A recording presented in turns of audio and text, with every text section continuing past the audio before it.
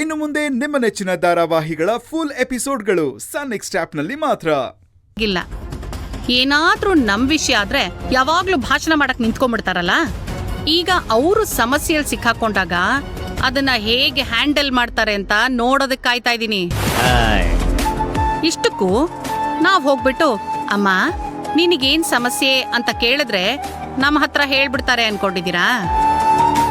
ರೇ, ಈ ಮನೆಯಲ್ಲಿ ಕೆಲವು ವಿಷಯಗಳು ಕೆಲ್ಸದವ್ರು ಗೊತ್ತಾಗಿದ್ರು ನಮಗ್ ಗೊತ್ತಾಗೋದಕ್ಕೆ ನಮ್ಮಮ್ಮ ಬಿಡೋದಿಲ್ಲ.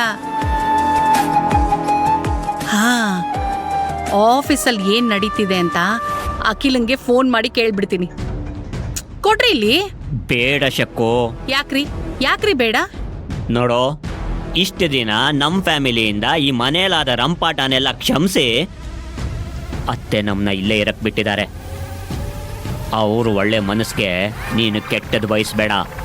ಸಾಧ್ಯ ಆದರೆ ಅವ್ರ ಕಷ್ಟಕ್ಕೆ ಹೆಗ್ಲಾಗಿ ನಿಂತ್ಕೋ.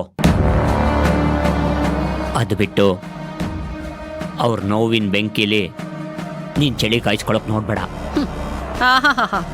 ಡೈಲಾಗ್ ಮಾತ್ರ ಚೆನ್ನಾಗಿ ಹೊಡಿತೀರಾ. ನೋವಂತೆ ಬೆಂಕಿ ಅಂತೆ ರೀ. ದೊಡ್ಡೋರ್ ವಿಷಯದಲ್ಲಿ ಯಾವ ನೋವು ಇಲ್ಲ, ಬೆಂಕಿನೂ ಇಲ್ಲ.